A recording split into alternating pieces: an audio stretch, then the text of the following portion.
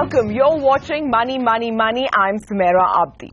Now, India has a long tradition of philanthropic giving, with all religions promoting the concept of charity. However, several studies suggest that charitable donation levels in India fall below the global average. In fact, a recent study by McKinsey found that Indian donors provide disproportionate funding to only a limited number of very popular causes, while many other critical needs attract limited support. Indian donors also tend to prefer direct interventions designed to help beneficiaries immediately, as opposed to more indirect interventions that seek to build organizational capacity at scale. So while on a national level it might appear to still be a speck in the ocean, but it now appears that the tide is turning. In fact, with me in the studio this week are a couple who personify this very spirit.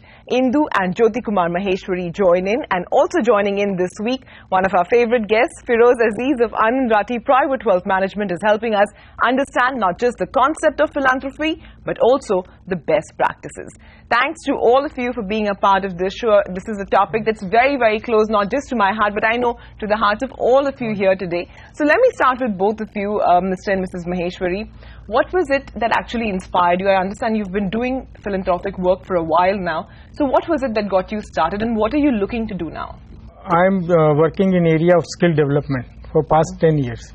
And I was basically inspired by good deeds of my ancestors who have been doing philanthropical activities for past 100 years.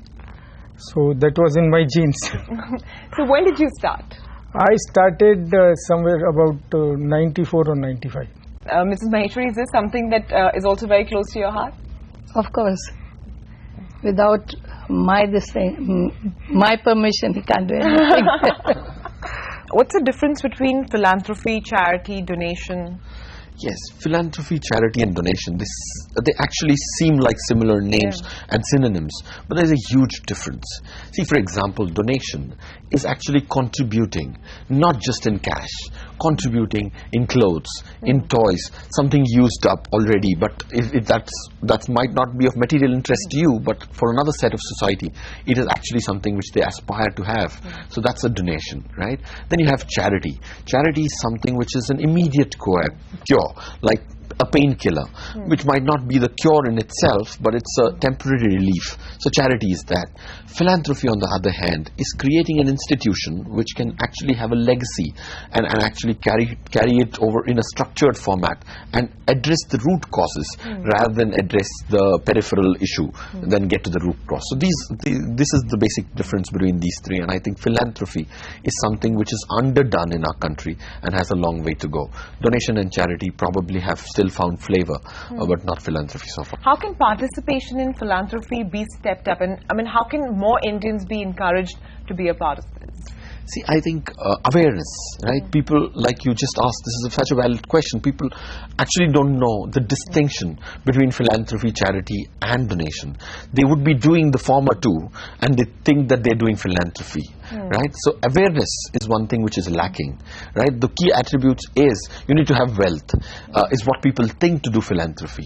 That's a misconception. Philanthropy, you don't need to have wealth created and to start philanthropy. Philanthropy can start even when you have small amounts of monies and not wealth but income, right? So I think awareness and this misnomer that it is supposed to be only for the wealthy, like the Warren Buffets of the world, that's actually a myth. If that gets busted, then I think we will have a long way to go. But why one should do philanthropy at all?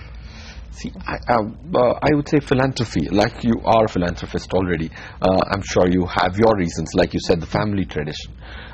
It's, I think, something which is a mandatory thing as a human being, because over these years of living in the society, you are a part of the society and you keep accumulating the benefits of the society subconsciously. So there is a stage at which you actually give back to the society so that somebody else also takes the benefit, like you just did. What should be the proper age for philanthropy? See, I think that's a very, very apt myth, saying that I would start doing philanthropy when I'm at the age of 40, 50, 60, even 70. They say, okay, now I'm getting bored, let me start doing an interest-driven philanthropy. Philanthropy has to be in the DNA from the time you start earning. Like you start saving, you also need to start contributing to the society.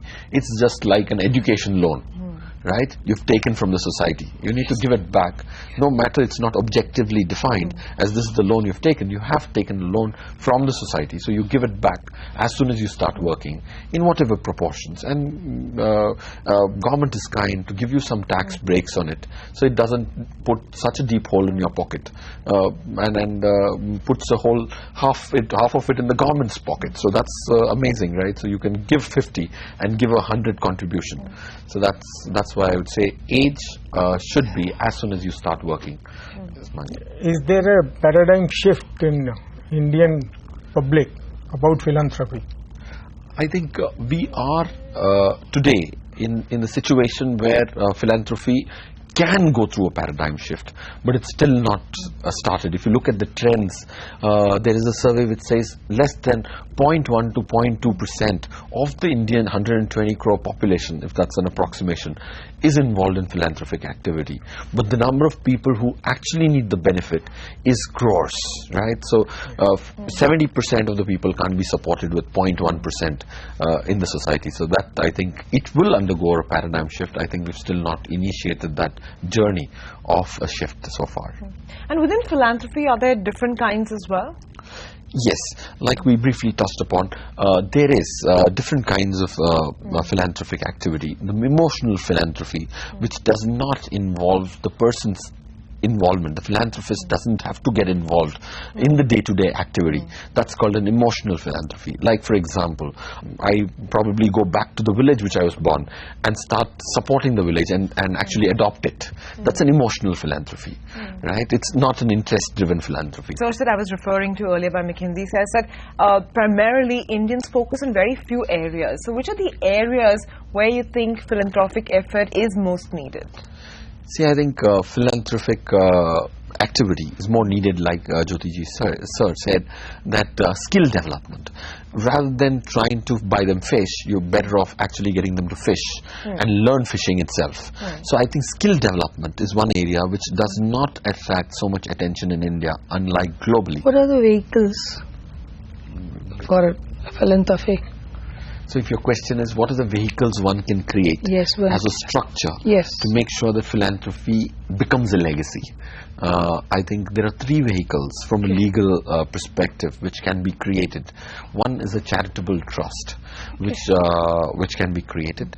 There is a society which can be created, which is a legal entity in itself, and you can, under the Companies Act, you can create a Section 25 company.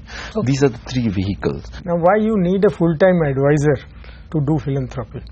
I mean, it is in your nature. Then what is the need of that? See, for something to be scalable, you need to have professional managers. Okay, so if somebody is doing a good cause of doing philanthropy, if that can become a sustainable vehicle, sustainable activity, that's why an advisor can come. For example, the time consumed in doing research of what will you get as value for every rupee spent, the research activity an individual might not be able to engage himself in, right? There is going to be a lot of legal requirement which will have paperwork, which will have running around, making sure that there is tax breaks rightly taken, filing of taxes which is rightly done, okay, making sure that there is a timely review of the donations which are doing. So there is 4 or 5 important aspects. If not addressed, the scalability of the whole philanthropy gets restricted to the individual's capacity of actually spending time on it. Yeah, fair enough, actually. Let's take a break on that note. We'll come back in a bit, and on the other side, we'll actually tell you how you can translate all of this theory into practice. Stay tuned, we'll be back in a bit.